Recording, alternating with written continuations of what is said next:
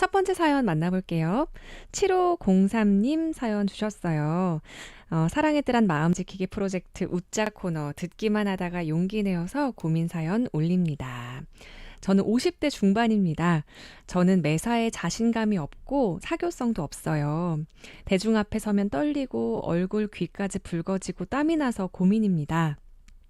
혹 오해받는 일이 있어서 하소연이라도 하려면 눈물부터 나오고 입 주위에 경련이 일어서 그런 모습 들키는 게 싫어서 아예 말을 못하고 친구도 사귀어보고는 싶은데 대화를 이어가기가 어렵고 친한 친구 가족 아니면 별로 할 말도 생각이 안 나고요. 30여 년 한 교회를 다녀서 교인 얼굴은 다 아는데 친한 사람은 제 성격을 잘 아시는 분 한 분뿐이네요. 용기를 내서 교회에서 한 가지 봉사를 하는데 그곳에서도 다들 주고받는 대화 속에 웃음꽃을 피우는데 거기에 끼어들지를 못하겠어요. 자격증 학원을 다녀봐도 사람을 사귀지를 못해요. 남편까지도 자상하게 말해주면 좋으련만 지난 일 기억 못하면 관심이 없어서 그런 거라며 뭐라 하고 무슨 말에 대답을 예, 아니오로 말해주기만 하면 될 텐데요. 예를 들어서 저는 아는 길도 물어보며 가는 편이라서 직진이죠? 라고 물어보면 그럼 어디로 가려고? 이렇게 조금 퉁명스럽게 되물어요. 그럼 제가 한없이 작아져요.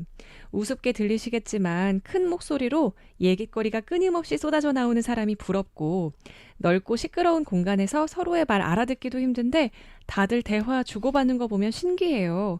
저랑 비슷한 성격 가진 사람 또 있을까 싶어요.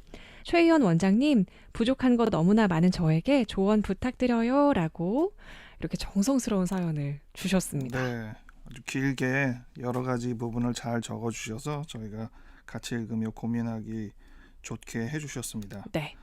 저랑 비슷한 성격 가진 사람 또 있을까요? 했는데 많이 있습니다. 네. 근데 비중이 물론 다르긴 하죠. 지금처럼 좀 심하다 이렇게 느끼는 분도 있고 가볍게 어려움을 남들한테는 티가 잘 안 나지만 스스로는 고민하고 있는 분들도 많고요. 근데 중요한 것은 남편이 만약 정말 자상하게 했으면 이 문제가 해결됐을까? 안 그랬을 거예요. 자꾸 이게 자기가 어려움이 있으니까 퉁명스러운 남편에 대해서 약간의 불만을 생겨서 그렇지 남편이 오히려 자상하게 하면 남편 뒤로 숨어서 아무것도 못했을 가능성이 더 많습니다. 중요한 것은 조금 더 시도를 해봐야 되는 일인데 처음부터 죄송하지만 약물치료 하셔야 됩니다. 그래요? 네, 이게 약간 고비를 넘기기가 좀 어려워요. 스스로 아무리 설명을 해도 열심히 해라, 잘해라, 편하게 해라 아무리 얘기를 해도 그 고비를 넘기기가 참 힘들어요. 그래서 그거는 약으로 해결하시는 게 좋아요. 그래서 그렇군요. 대개 사회불안증, 회피성 성격장애 두 가지의 진단 기준 하에서 약을 쓰는데요.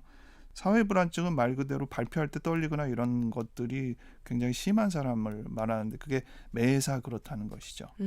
그리고 회피성 성격장애는 그게 성격적인 문제로 나타나는데 남들한테 거절당할 게 두려워서 아예 시도조차 못하는 그런 부분을 얘기합니다. 네. 근데 한 가지 더 얘기하고 싶은 게 있는데 제가 진료하면서도 어느 교과서에도 분명히 언급되지 않지만 현상이 굉장히 많은 현상이 있는데 울먹이는 거예요. 그건 뭐 이렇게 명확하게 교과서에서 언급은 안 돼 있는데 많은 사람들이 어떤 현상 앞에서 울먹입니다. 그리고 실제로 울기도 하고. 근데 그게 어떤 식으로 저거를 설명해야 될까 할 때 제가 한 가지 만든 이야기는 약간 궁지에 몰려가지고 이러지도 못하고 저러지도 못하니까 그 상황에서 이럴까 저럴까 하다가 결국 응 하고 우는 거랑 똑같은 꼴이다라고 말씀을 드려요. 즉 머리가 엉키는 거예요. 자기 머릿속에서 이렇게 해야지 저렇게 해야지 뭐 서너 개의 가능성이 있는데도 불구하고 어느 무엇도 제대로 못하겠다라고 생각할 때 그 가운데에서 주저앉아서 엉킵니다. 그리고 울어요. 울면 상대방들도 어떻게 못하잖아요. 그러니까 건드리진 않아요. 그러니까 이게 어떤 정도로 자기 방어가 됩니다. 그래서 그게 하나의 패턴이 되거든요. 이거를 풀어내는 게 중요한데 마치 실타래 엉킨 걸 푸는 거랑 비슷해서 이때는 꼭 약물 치료를 통해서 결과적으로는 그런 상황에서 울지 않고 이야기 더 하고 무언가 표현하고 이런 것들이 실천이 될 때 가능하기 때문에 그 부분을 꼭 명심해 주시면 좋겠습니다. 네. 7693님 사연입니다. 40대 미혼 여성입니다.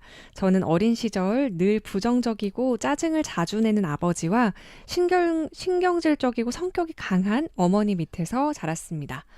아버지는 신앙이 없으셨고 세상의 기준과 잣대로 자식을 평가하시는 적이 많아서 대화가 잘 통하지 않아 학창 시절 이후로는 아버지와 대화를 잘 하지 않았습니다.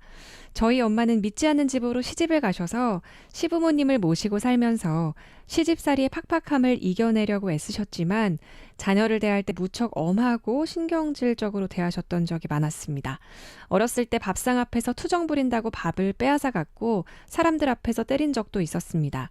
엄마 기준에 맞춰 잔소리를 많이 듣고 자라면서 위축되어 자랐고 그 상처로 그리고 자존감이 많이 낮아진 상태로 자라다 보니 친구가 거의 없었고 지금도 사람들 관계가 원만하지 못합니다. 어떻게 극복하면 좋을까요? 라고 사연 주셨고요. 8581님 사연도 함께 소개할게요. 자존감이 낮아서 보통 사람들에게는 문제되지 않을 것으로 싸우게 되고 모든 걸 다 상대 탓으로 돌려서 결국 못 살겠다고 하면서 다른 사람을 찾습니다. 조언 부탁드립니다 하셨어요. 네, 그 성격적으로 본인이 어려운 이 자존감 낮은 문제가 부모님을 통해서 왔다는 그 생각을 잘 적어주셨어요.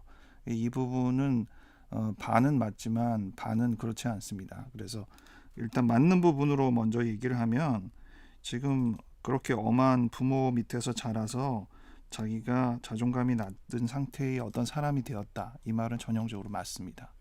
그래서 그 바탕은 사실 안 바뀌어요.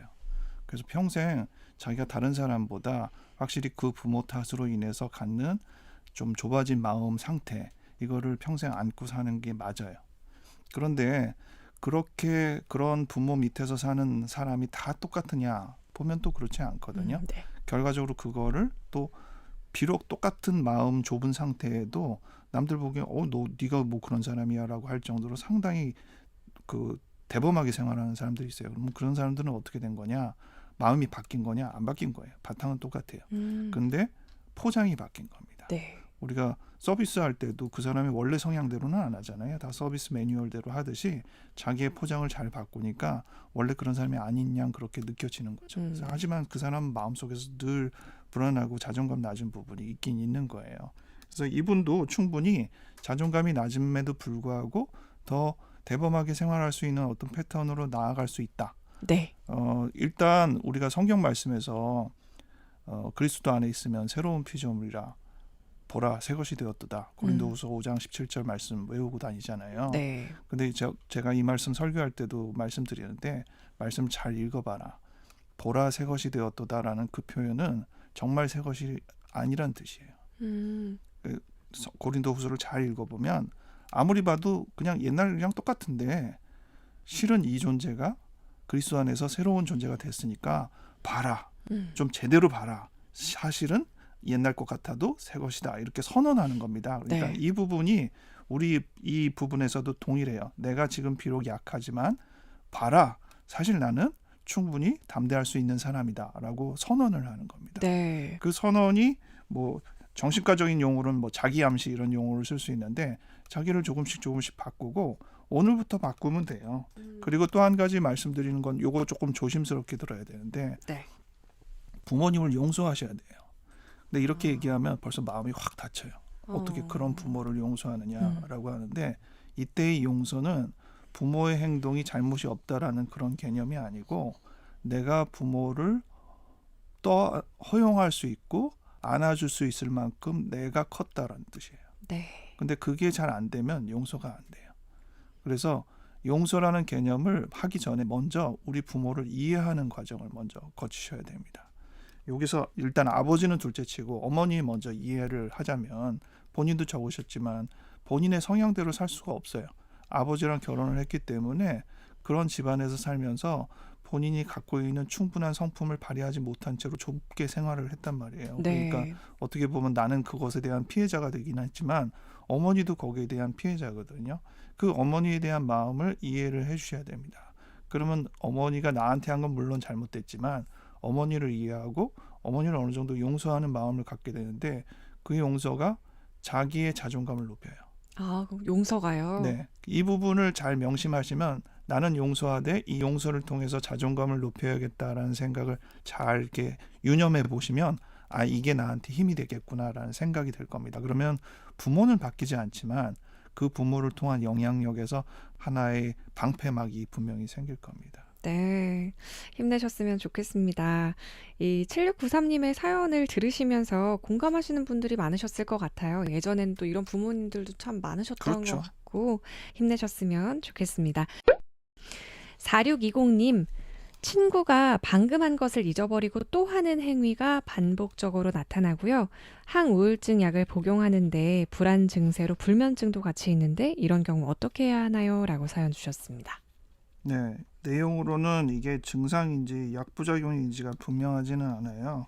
일단 증상이라면 흔히 얘기하는 강박적인 현상인데 불안과 연결되는 부분이라고 할 수 있죠. 그래서 아직 약물 치료가 조금 더 주요한 도움이 안 되고 있다라는 생각이 들어서 약이 좀 조정이 필요하다 이렇게 생각할 수도 있고, 또 항우울제를 복용하는 중에 깜빡깜빡 한다는 분들이 꽤 많아요. 그래서 네. 방금 했던 거를 자기가 했다는 걸 잊어버리고 또 하고 이런 경우가 있는데, 그럴 때도 또 병원에 가서 아무래도 약물 치료 조정을 좀 해야 될 것 같고요. 그래서 이렇든 저렇든 지금 이 상황에서는 병원에서 이 부분을 가지고 상의를 좀 더 해야 될 필요가 있어 보입니다. 8694님께서요, 방송 들으니 궁지에 몰리면 울거나 울먹울먹 하는 분에 대해서 말씀해 주셨는데, 우리 아이가 그렇답니다. 지금은 조금씩 나아지고 있는데, 전에는 울었다면 지금은 울먹울먹 정도인데 조금씩 노력해도 될까요? 라고 하셨는데요. 아이들은 근데 원래 그렇죠, 원장님? 네, 대부분 성인에서 병이다라고 하는 현상들이 아이에게는 정상이거든요. 네. 과정이니까. 근데 그게 변하지 않고 남아있을 때 이제 병이라고 하는 거죠. 그래서 혹시 걱정하실까봐 사연 소개해 드렸습니다. 0892님, 일 그만두고 집에 있으니 생각이 많아졌어요. 안 그래도 생각이 많은데 더 많아져서 좋은 쪽이 아닌 부정적으로 나가려고 하니까 꿈까지도 꿉니다. 사단이 들어와 저를 더 힘들게 하는 듯해서 걱정입니다. 어찌해야 할까요? 하셨습니다. 네. 결과적으로 보면 누구나 다 약점이 있죠. 그리고 병도 좀 있고요. 이분도 지금 생각이 많은 게 원래 있다고 하셨으니까. 근데 어떤 분들은 자기가 생각이 많은 줄을 아예 알지도 못한 상태로 살다가 이제 일을 그만두거나 어떤 상황 이후로 내가 왜 이렇게 생각이 많아졌지? 이렇게 깨닫게 되는 경우가 있어요. 저는 이제 비로소라는 단어를 붙이고 싶은데, 그게 원래 자기가 갖고 있는 거를 어느 정도 없는 것처럼 만들어주는 자기 생활에 뒷배가 있다는 것이죠. 어떤 사람은 그게 일이고 어떤 사람은 그게 사람이고, 제가 아는 분 중에는 아버지가 살아계실 때는 굉장히 대범하고 든든한 사람이었는데 아버지가 돌아가신 이후로 너무 유약해지더라고요. 그래서 어떻게 저렇게 어, 변할 수가 있지? 같은 사람 만나 싶을 정도였는데 네. 본인도 몰랐겠죠.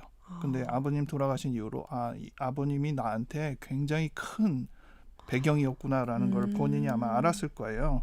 이렇게 비로소 무엇인가가 없을 때 정말 내가 원래 갖고 있는 것이 아닌 부분이 나타나는구나 이렇게 느끼는 정도로 생각이 바뀔 때가 있는데, 그러면 결국은 또 바꿔야죠.